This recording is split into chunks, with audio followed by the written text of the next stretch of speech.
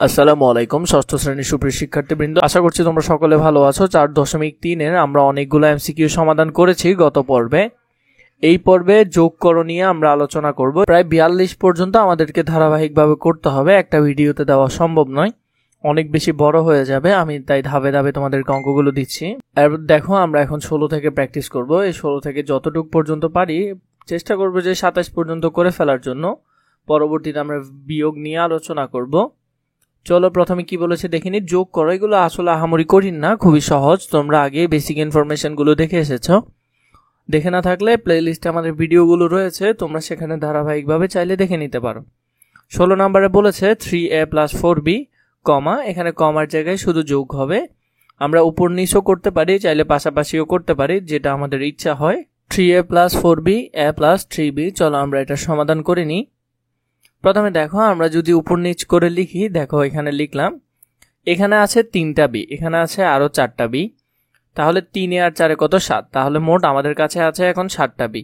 প্লাসের জায়গায় প্লাস চিহ্ন বসালাম, এখানে আছে একটা বি, এখানে আছে 3টা, তাহলে 3 আর 1 কয়টা 4টা, তাহলে আমাদের নির্ণয় যোগফল হলো 4a + 7b। এরপর দেখো পরে 17 নম্বরটি যদি আমরা দেখি, আমাদেরকে এখানে বলেছে 3টি রাশি দিয়েছে, 2a + 3b, 3a + 5b, এরপরে 5a + 6b। সেম আমরা উপর নিচ করে এগুলো যদি লিখে নিই, দেখো 3b, 5b, 6b, 5 আর 6 11, 11 আর 3 14, তাহলে 14টা বি আছে এখানে। 5 আর 3 কত 8, 8 আর 2 10, তাহলে 10টা আছে। তোমরা এগুলো করে ফেলতে পারবে, এগুলো খুবই সহজ। দেখো আমরা যদি এটা উপর নিচ করে লিখে নিই, এখানে 4a - 3b, 3a + b, এরপরে হলো যে 2a + 3b। এখানে দেখো তিনটা বি আছে, এখানে একটা বি আছে, মোট 4টা বি। এখানে কিন্তু 4টা বি থেকে 3টা বি চলে যাবে, তাহলে আর শুধু থাকবে একটা বি। এরপর দেখো এখানে আছে 4টা এ, এখানে আছে 2টা, এটা কিন্তু প্লাস, এগুলো সামনে কিছু নাই মানে কি আছে, প্লাস আছে। 4 আর 2 6টা এ, 6টা এ থেকে 3টা এ চলে গেলে আর থাকে 3টা এ, তাহলে 3a + b। এরপর 19 নাম্বারটা যদি আমরা খেয়াল করি, 7x + 5y + 2z। এখন আমরা তিনটা সংখ্যাগুলো দেখছি, 3x - 6y + 7z। এরপরে এখানে আছে -9x + 4y + z। এগুলো যদি আমরা দেখি, চলো আমরা তিনটা রাশি আগে লিখে নিই। এখানে আমরা লিখে নিলাম, এখন আমরা যোগ বিয়োগগুলো করব। দেখো এই সিরিয়ালে সবগুলোই প্লাস, তাহলে আমাদের এটিতে বিয়োগ করার প্রয়োজন নেই। 7 আর 2 9, 9 আর এখানে একটা আছে, একটা মিলে 10টা, তাহলে 10z। এরপর দেখো আবার যদি এটা দেখি, এখানে আছে 4টা, এখানে আছে 5টা, প্লাস আগে কত 5 আর 4, 5 আর 4 9টা, 9টা থেকে যদি 6টা চলে যায় আর আমাদের হাতে থাকে 3টা, তাহলে 3y। এখানে আছে 4টা, এখানে আছে 3টা, তাহলে 7 আর 3 কিছু সামনে নাই মানে যোগ আকারে, 7 আর 3 10টা, তাহলে 10টা x থেকে যদি 9টা x চলে যায় আর থাকে শুধু x, মানে একটা x। তাহলে নির্ণয় যোগফলটি আমরা লিখে ফেললাম। 20 নাম্বারটা যদি আমরা খেয়াল করি, এখানে আছে x² + xy + z, 3x² - 2xy + 3z, 2x² + 7xy - 2z। এখানের মধ্যে আমরা যদি এটা খেয়াল করি, চলো আমরা এখন এটা করে নিই। তাহলে আমরা লিখে নিলাম, লিখে নেওয়ার পর দেখো এখানে প্লাস প্লাস আবার এটা মাইনাস, তাহলে আগে যোগগুলো করে নিই। 3টা z আছে, এখানে আরেকটা আছে, মোট 4টা z। 4টা থেকে 2টা চলে গেলে আমাদের কাছে থাকবে আর 2টা। এখানে আছে 4টা, এখানে আছে একটা xy, তাহলে 7টা আর একটা হলো যে 8xy। 8টা xy থেকে 2টা চলে গেলে আমাদের কাছে থাকবে 6xy। এখানে আছে x², এখানে x², এখানে x², সবগুলোই যোগ আকারে, তাহলে 3 আর 2 কত 5টা, 5 আর 1 6টা, তাহলে 6x²। যোগফলটা আমরা এখানে লিখে নিলাম। 21 নম্বর প্রশ্নটি যদি খেয়াল করি, 4p² + 7q² + 4r², তিনটা আমাদেরকে দিয়ে রেখেছে, আমরা তিনটা করে দেখব। এখানে আছে দেখো 2টা পদ, আবার এখানে আছে 3টা। চলো আমরা এগুলো লিখে নিই। সবসময় মনে রাখবে p এর নিচে p লিখবে, q এর নিচে q, r এর নিচে r। প্রথমটা আমরা লিখলাম, পরেরটাতে কিন্তু q ছিল না, তাই q লিখে নিই।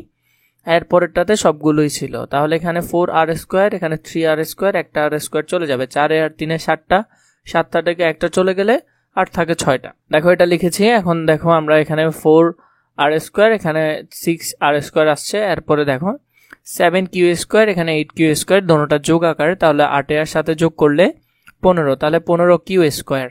এরপরে এখানে আছে 4টা p, এখানে একটা p, মোট 5টা p²। 5টা থেকে যদি 7টা চলে যায়, 5টা কিন্তু যোগ আকারে ছিল, এখানে 7 বেশি হলো কি আকার, ঋণাত্মক আকার, তাহলে ঋণাত্মক আরো দুইটা থেকে যাবে, তাহলে 2p square minus 2p square.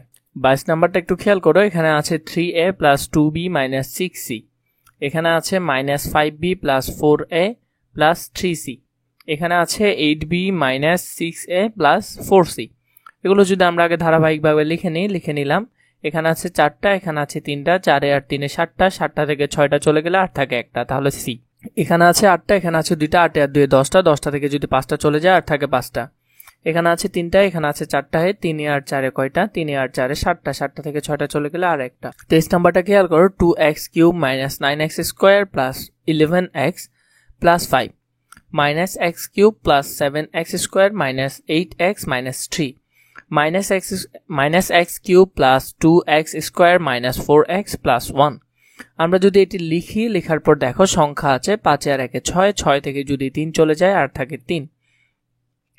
এখানে আছে 11x, এখানে আছে 8টা, এখানে আছে 4টা, 4 আর 8 কতটা, 4 আর 8 12টা, 12 থেকে 11 চলে গেলে আর থাকে একটা, কিন্তু সেটা মাইনাস হবে কারণ ঋণাত্মক মানটা আমাদের কাছে বেশি। এখানে আছে 7টা, এখানে আছে 2টা, 7 আর 2 9টা, 9x স্কোয়ার থেকে 9x চলে গেলে আর থাকে 0, দিতে হবে না। এখানে 2x কিউব থেকে যদি দুইটাই চলে যায় তাহলে আর 0 থাকে, তাহলে এটাও দেওয়ার প্রয়োজন নাই, উত্তর হলো মাইনাস x প্লাস 3। 24 নাম্বারটি খেয়াল করো, এখানে 5ax plus 3by minus 14cz minus 11by minus 7ax minus 9cz। এরপর আরেকটি হলো 3ax plus 6by minus 8cz। এখানে আমরা যদি এটি পাশাপাশি বসানোর পর দেখো সবগুলোতেই মাইনাস, তাহলে আমাদের মাইনাস চিহ্নটাই আসবে। এখানে 14টা, এখানে 8 আর 9 কতটা, মাইনাস 31cz। এটা প্লাস, তাহলে 3 আর 6 কত, 9টা, এখানে আছে 11টা, তাহলে 11 থেকে 9 চলে গেলে আরো থাকে 2টা, কিন্তু সেটা ঋণাত্মক থাকবে কারণ ঋণাত্মক মান বেশি। এরপর দেখো এখানে আছে 5টা, এখানে আছে 3টা, 5 আর 3 8টা, 8টা ax থেকে যদি 7টা ax চলে যায় আরো থাকে একটা ax, তাহলে নির্ণয় যোগফল হলো যে ax minus 2by minus 31cz। 25 নাম্বারটা যদি আমরা খেয়াল করি, 25 নাম্বারটা দেখো মানগুলো লিখে নিলাম, 4টা দিয়েছে এখানে, তাহলে এখানে আছে 6, এখানে আছে 1, 6 1 7, 5 আর 2 7, 7 থেকে 7 চলে গেলে 0 দেওয়ার প্রয়োজন নেই। এখানে আগে প্লাসগুলো করে নিই, 3টি প্লাস, তাহলে 6 আর 3 9, 9 আর 1 10টা, 10টা থেকে 5টা চলে গেলে আর 5x থাকে, সামনে যোগ চিহ্ন হবে কারণ 5x হলো যে আমাদের ধনাত্মক রাশি বেশি ছিল। এখানের মধ্যে x কিউব, এখানে x কিউব, তাহলে দেখো একটা যোগ একটা বিয়োগ, একটা যোগ একটা বিয়োগ, তাহলে এগুলো দুইটা মাইনাস x স্কোয়ার, দুইটা প্লাস x স্কোয়ার, এগুলো দুইটা থেকে দুইটা চলে গেলে আর 0 থাকে, তাহলে নির্ণয় যোগফল হলো 5x। 26 নাম্বারটা খেয়াল করি, 26 নাম্বারটা দেখো, অঙ্কটা হয়তো একটু বড় হতে পারে। এখানের মধ্যে আমাদেরকে দিয়ে দিয়েছে a স্কোয়ার সমান সমান x square plus y square minus Z square এবং বি স্কোয়ার সমান সমান যদি এটা, সি স্কোয়ার সমান সমান যদি এটা হয়, তবে দেখা হচ্ছে a square plus B square plus C square সমান সমান x square plus y square plus z square.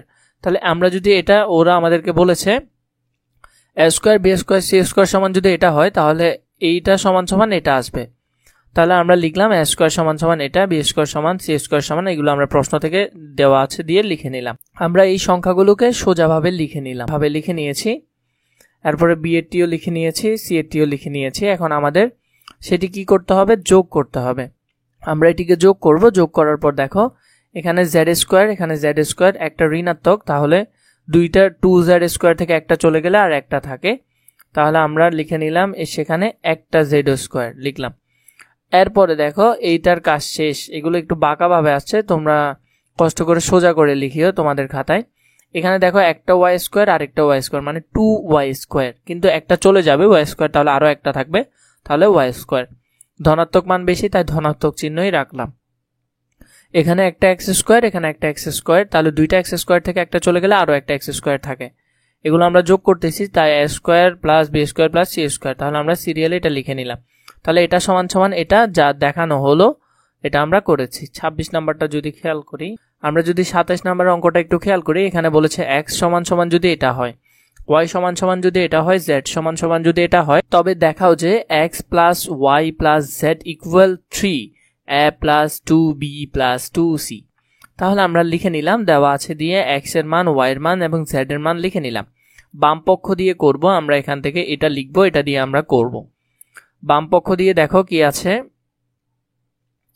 বাম পক্ষের মধ্যে আমরা লিখলাম, তাহলে এক্স এর মান লিখলাম, এখানে ওয়াই এর মানটা লিখলাম, এখানে জেড এর মানটা লিখলাম, সাইনবোর্ড আকারে পাশে লিখে দিবে মান বসিয়ে।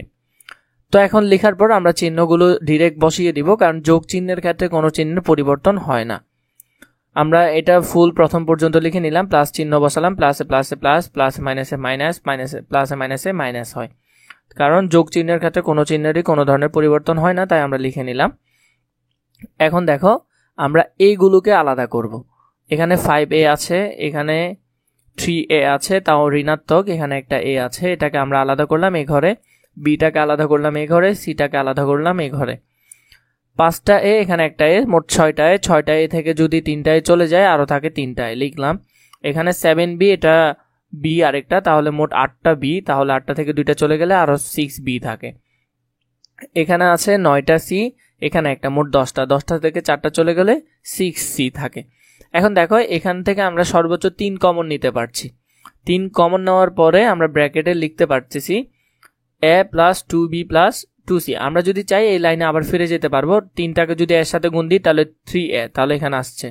3টাকে আবার এটার সাথে গুণ দিলে 3 দুগুণে 6, তাহলে 6b এটাতে আসছে। আবার 3কে এখানে গুণ দিলে 3 দুগুণে 6, তাহলে 6c এখানে আসছে। তোমাদের যদি পরবর্তী পার্টের প্রয়োজন হয় তোমরা আমাকে কমেন্ট করে জানিও। আসলে কোন বিষয়গুলো তাড়াতাড়ি দেওয়া প্রয়োজন, কোনগুলো একটু দেরিতে দিলেও চলবে, তা আসলে বোঝা যায় না। তোমরা যদি কমেন্ট করে বলে দাও যে এই বিষয়গুলো আগে আগে প্রয়োজন এবং আমাদের খুব তাড়াতাড়ি প্রয়োজন, তাহলে সেগুলো ইনশাল্লাহ তাড়াতাড়ি করে রেডি করে দেওয়া যায়।